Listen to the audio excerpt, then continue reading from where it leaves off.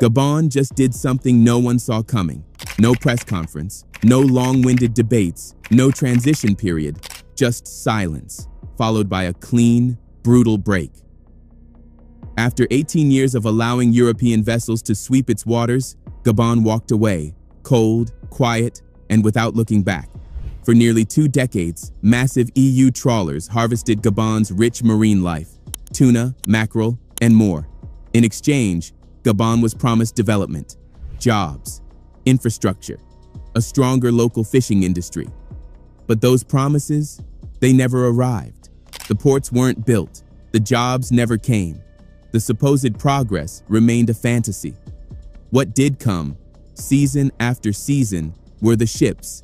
They came, they fished, and they left with millions of dollars worth of seafood. Meanwhile, Gabon's own coastal communities remained underdeveloped, sidelined, and exploited.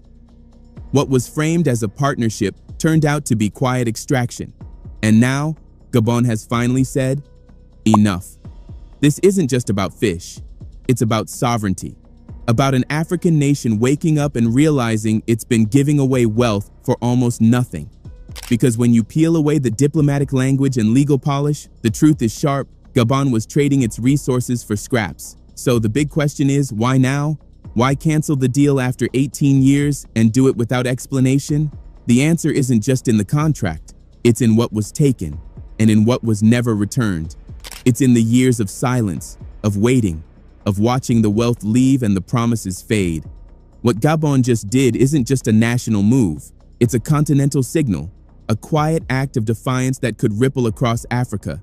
Because the age of quiet exploitation is ending, and for the first time in a long time, Africa is beginning to write its own rules. On the surface, it looked like a win-win. In 2007, Gabon signed what the European Union proudly called a Modern Fisheries Partnership Agreement. For a coastal nation with rich, untapped marine resources but little fishing infrastructure, the deal seemed to make sense. Europe would pay Gabon 1.6 million euros each year. In return, EU fishing vessels, mostly French and Spanish, would be granted access to Gabon's waters to catch high-value species like tuna. It sounded clean, simple, fair, but that's just the surface. What followed was something far more one-sided. Dozens of industrial trawlers began to line Gabon's coast. These weren't your average fishing boats. They were floating factories, equipped with sonar, satellite tracking, refrigeration systems, and nets big enough to drag an entire ecosystem in one sweep.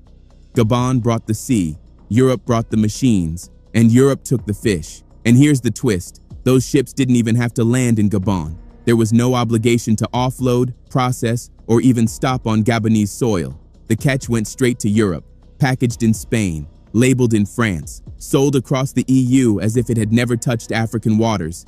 And Gabon? Gabon was left with almost nothing. No jobs, no processing centers, no ports, no value chain. Just the same empty promises and a trickle of cash. The kind of cash that can't build an industry, but can buy silence. The deal had promised investment in Gabon's fishing sector, jobs, training, infrastructure, a future, but none of that ever arrived. And maybe it was never supposed to. Because when a foreign deal lets outsiders take the resource but gives nothing back, you're not looking at cooperation. You're looking at exploitation, dressed up in suits, wrapped in contracts, and sealed with a handshake. What Gabon lost wasn't just fish. It was potential, economic potential, industrial growth, human opportunity. While European vessels raked in millions worth of tuna from Gabonese waters, the coastal towns of Gabon remained still, almost frozen. There were no cold chain warehouses bustling with activity, no seafood factories processing the daily catch, no training centers equipping young workers with the skills to cut, package, and export. The real engine of wealth, the supply chain, never made landfall in Gabon. And that wasn't by accident. The agreement didn't require it. There were no clauses demanding local investment, no promises of job creation, no safeguards to ensure Gabon would benefit beyond the small annual payment. For 18 years, Gabon received just over €1 million per year, less than the value of a few European shiploads of fish. But the real cost went far beyond money. Because Gabon wasn't just leasing out its waters, it was surrendering control. Even the data on how much fish was being extracted came from the European fleets themselves. There was no independent monitoring, no satellite surveillance, no verified reporting. Gabon had no way to confirm the numbers, no way to know if its fish stocks were collapsing, no way to enforce sustainability or protect the long-term future of its marine ecosystem. And the signs were there. Local fishermen began noticing something unsettling. The fish were disappearing. Traditional fishing zones were drying up. Nets came back lighter. Days at sea grew longer. Incomes dropped. But the foreign ships never stopped. They kept arriving, sweeping the waters clean. This was the hidden price of the deal, not just the depletion of marine life, but the slow erosion of Gabon's economy, its independence, and its pride. Gabon wasn't building a fishing industry. It was being quietly gutted by one. All of it happened legally, silently, systematically. For years, Gabon remained quiet. There were no public protests, no angry speeches in parliament, just a lingering discomfort that hung over the coastal towns like morning fog. Communities were struggling. Young people couldn't find work. Fishermen watched their nets come back emptier each season, and still, the government stayed silent. But beneath that silence, something was building. Quietly, patiently, resentment was growing. It began behind closed doors. Inside ministries and advisory rooms, questions started to form. If this so-called modern fisheries agreement was truly modern, why hadn't it transformed anything? Where were the processing plants, the skilled labor, the export industry? Why was Gabon still stuck at the beginning of the value chain? Those questions echoed in the fishing towns of Port-Gentil and Libreville, where the official narrative didn't match reality. Local fishermen spoke of aging boats, dwindling catches, and sons with no future in a trade that had been gutted by foreign ships. The industry was collapsing, and no one seemed to care. Even marine scientists raised quiet alarms. They noticed shifts in fish migration, a drop in key species. And still, the EU vessels returned each year, knowing full well that Gabon had no satellite monitoring, no independent data, and no way to enforce its rights. Change came slowly at first. Then, suddenly, everything shifted. When Brice Oligui Nguema became president in 2023, that quiet frustration finally met political will. He didn't need to tear up the system to see what was wrong. All he had to do was listen, and what he heard was a harsh truth. Gabon was no longer in control of its own economy. That truth was a breaking point, and it would soon become the reason Gabon made a move that would stun the world. When Brice Oligui Nguema assumed Gabon's transitional presidency, he didn't just inherit a title, he inherited a nation tangled in polished contracts and glittering promises that, beneath the surface, delivered almost nothing. On paper, Gabon had partnerships, but in practice, it had lost control. That's when Nguema did something unexpected. It wasn't a sweeping new law. It wasn't a media spectacle. It was a doctrine, a bold, unshakable philosophy that would quietly redefine Gabon's path forward. They called it the NUMA doctrine. Named after one of his closest advisors, it wasn't built on complexity or diplomacy. It was built on one simple, radical truth. A nation cannot develop what it does not control. Period. And with that, Gabon acted. In a single, deliberate move, the government withdrew from the EU fisheries agreement. No warning, no staged announcement, just a clear, sovereign statement. We are done. But this was never just about tuna. It wasn't even just about fishing. It was about something deeper. It was about reclaiming dignity. Nguema understood something fundamental. True development can't be outsourced. You can't grow an economy from promises written in Brussels while your own ports stay empty and your people stand idle. He wasn't rejecting foreign partnerships. He was rejecting partnerships that exported wealth and left poverty behind. Under the NUMA doctrine, Gabon set out to rewrite the rules. No more foreign access without local benefit. No more exporting raw materials while importing poverty. From now on, if a nation wanted Gabon's resources, whether it was fish, timber, oil, or minerals, they would have to contribute to Gabon's growth. Tangibly, directly. Jobs, technology, infrastructure. No exceptions, no excuses. To President Nguema, the EU fisheries deal wasn't just economically lopsided. It was symbolically insulting. It offered a handshake on the surface, but underneath, it felt like a leash. A contract that dressed itself as cooperation but operated like control. Ending it wasn't just a policy shift, it was a cultural reset. It was a declaration that Gabon would no longer play the role of silent supplier. It would be a stakeholder, active, sovereign, and unafraid. In that single move, Gabon didn't just tear up a contract, it tore up a legacy of exploitation wrapped in diplomacy, a pattern that had held much of Africa hostage for decades. And with that decision, a new chapter began, not just for Gabon, but for every African nation watching closely. Europe was stunned. For years, Gabon had been considered one of its most reliable partners. Quiet, cooperative, predictable.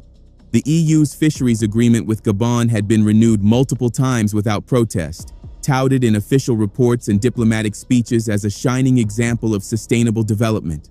But that illusion shattered the moment Gabon walked away. There were no warnings, no drawn-out negotiations, just a simple sovereign decision that spoke louder than any press conference. Africa is watching its waters now. And the ripple effects came fast. In Brussels, shock turned into quiet panic. Because Gabon's exit wasn't just about tuna, it was about precedent. If Gabon could rip up an 18-year agreement overnight, what was stopping others? Eyes turned to Mauritania, to Senegal, to Guinea-Bissau and Côte d'Ivoire. Countries with nearly identical agreements, countries where frustration had been building behind the scenes for years. Many had watched their fish stocks decline. Many had seen their local fishermen struggle while European ships swept the seas. But until now, none had dared to break the deal. In Senegal, protests by coastal fishermen flared back to life. In Mauritania, civil society groups started calling for full transparency in their European contracts. Across West Africa, Gabon's decision wasn't viewed as a withdrawal. It was seen as a spark. Because for decades, African nations were told that saying no would bring economic collapse, that walking away from Western deals meant walking away from progress. But Gabon proved them wrong. It didn't collapse. It didn't plead. It didn't isolate itself. It made a choice. And that choice shattered a global myth, that Africa's only role is to supply, while others profit. Not anymore. What began as one nation reclaiming its coast is now being watched by an entire continent reconsidering its future. Europe isn't just losing fishing rights, it's losing its grip. And Africa? Africa is beginning to understand that its greatest power is the power to say no. Behind closed doors in Brussels, the panic wasn't really about tuna, it was about the template. For decades, the EU's fisheries agreements in Africa followed a familiar script: offer modest financial compensation, gain sweeping access to marine resources, and quietly move the profits offshore. These deals were framed as partnerships, but in truth, they were mechanisms for silent, consistent extraction. And Gabon had just broken that mechanism. What truly unsettled European policymakers wasn't the loss of a single agreement. It was the realization that the illusion of compliance had shattered. If Gabon, steady, predictable Gabon, could say no, then what was stopping others? The EU's seafood supply chain relies heavily on African waters. Tuna from West Africa doesn't just feed European families, it stocks supermarket shelves, drives port economies, and sustains entire industries in Spain, France, and Italy. Disrupt that chain, and Europe doesn't just lose fish, it risks billions in trade, jobs, and influence. The response from Brussels was immediate, but uncertain. Officials scrambled to control the narrative. Some accused Gabon of being reckless. Others suggested it was a political stunt by President Nguema to gain favor at home. But those arguments didn't hold. Gabon hadn't made a spectacle. It hadn't ranted or postured. It had simply made a decision, calm, clear, and grounded in self-interest. And that's what made it so powerful. Because Europe's grip on Africa has rarely depended on force. It has depended on expectations, on the assumption that African nations would remain compliant, that leaders would sign renewals without question, that the system would continue unchallenged. Gabon shattered that assumption, and the impact wasn't limited to Brussels. From Dakar to Bissau, from Lomé to Conakry, the ripple spread. Governments and civil society groups began asking the same question Gabon had once dared to whisper. If this is a partnership, why are we still poor? Gabon didn't just walk away from a fishing deal.